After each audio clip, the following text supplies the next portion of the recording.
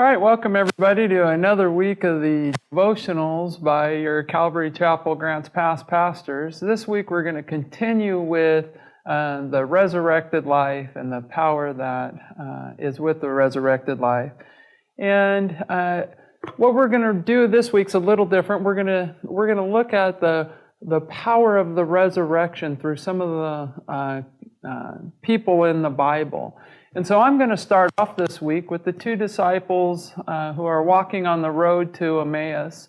One of them's named Cleopas, and the other one we're not sure. It doesn't give us a name for, but it's a great story, and it shows the power of the resurrection. So I'm going to read some verses, and then we'll talk a little bit about it.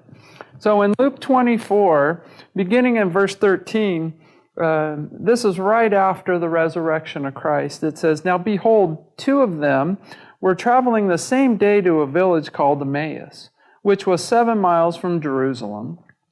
And they talked together of all the things which had happened. So it was, while they conversed and reasoned, that Jesus himself drew near and went with them, but their eyes were restrained so that they did not know him." And verse 17 says, "And he said to them, 'What kind of conversation is this that you have with one another as you walk and are sad?'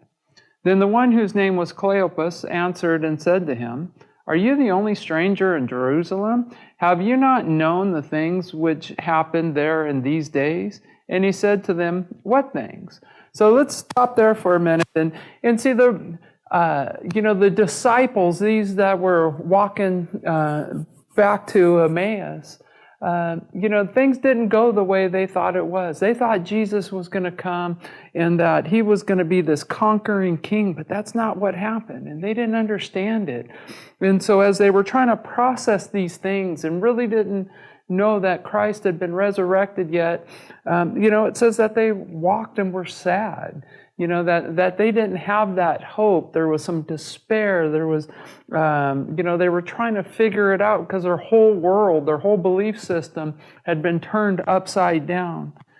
And as they continue on, in verse 19, as it says, "And he said to them, 'What things?' So they said to him, 'The things concerning Jesus of Nazareth, who was a prophet, mighty in deed, who was, and word, before God and all the people, and how the chief priests and our rulers delivered him to be condemned to death and crucified him.'"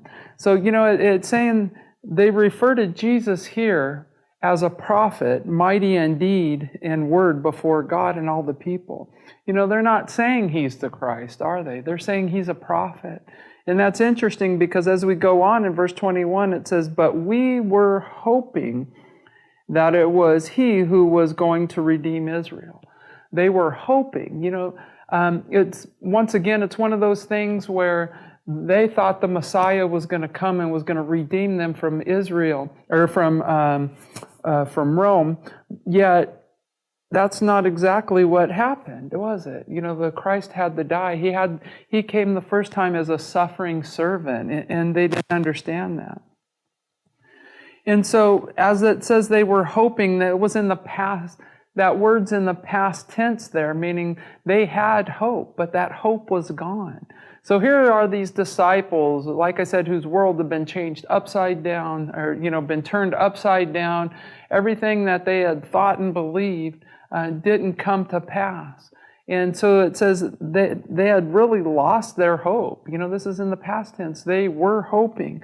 And they were sad, it told us earlier. But as we continue on, we see what happens when we meet the resurrected Lord. And in verse 22, it said, verse 21, it says, "But we were hoping that it was he who was going to redeem Israel. Indeed, besides all these, today is the third day since these things happened. Yes, and certain women of our company who arrived at the tomb early astonished us when they did not find his body. They came saying that they had also seen a vision of angels who said he was alive. And certain of those who were with us went to the tomb and found just as the woman had said, but they did not see him." It's interesting because They went to Jesus' tomb. He wasn't there. They were trying to figure this out. They were hoping that he was the Messiah, that he was going to redeem Israel, yet his body wasn't there. They were trying to figure it out. They really didn't understand the resurrection and what he had taught them earlier on in his ministry. And in verse 25 it says, "Then he said to them, O foolish ones, and slow of heart to believe all that the prophets had spoken. Ought not the Christ to have suffered these things and entered into his glory?"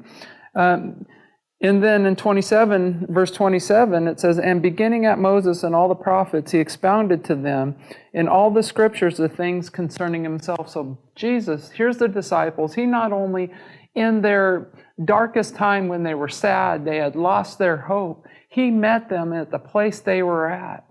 And I love that about that. And then later on in verse 31, to skip ahead, as they were talking and breaking bread, it says, "Then their eyes were opened, and they knew him, and he vanished from their sight. And they said to one another, Did not our hearts burn within us while he talked with us on the road, and while he opened the scriptures to us?" I love that part. So think about that. They went from despair, they went from being sad, they went from having lost all hope, to where it says here that once they met the risen Lord on the road to Emmaus, and they said to one another, "Did not our hearts burn within us while he talked with us on the road and while he opened the scriptures to us?" When we meet the risen Lord, our hearts should burn like that. You know, when we as Christians start to lose that flame that God's given us for his word, for fellowship with him, for times of prayer, then we need to spend time with Jesus so that the resurrected Lord can flame those fires for us too. When it burns low in our life, that's when we need Jesus to set it afire again. And so it's saying that their heart burned within them on the road. I love that verse. And as it continues on, and it says, "So they rose up that very hour and returned to Jerusalem, and found the 11 who were with them gathered together, saying, The Lord is risen indeed and has appeared to Simon. And they told about the things that had happened on the road and how he was known to them in the breaking of bread." Once we have that encounter with the risen Lord, it should fan the flames, of desire to reach out and speak to other people. As it said here, they arose that very hour and returned to Jerusalem. They arose that very hour. They wanted to share with others their experience with the risen Lord. And for those of us who are Christians already, that's what we should be doing. The fact that we've had that experience with the risen Lord, we should be sharing it with others. It's not a truth that we should be holding within. And I love this, and just to kind of recap how life really is and what it's like when we have that time when we first meet the risen Lord. We have all these things in our life. We have despair, we have sadness, we have no hope.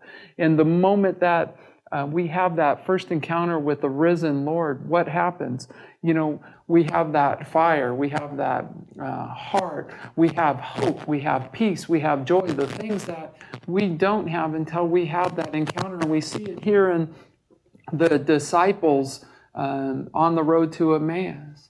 So, like I said, if your flame's burning low, spend that time with Christ. Get back to him. So I hope you enjoyed today. And like I said, as we go on through the week, what we're going to be doing is, other characters in the Bible. I know they're going to look at Peter and John and some of the other ones. So enjoy these devotionals. God bless you, and spend time with the risen Lord.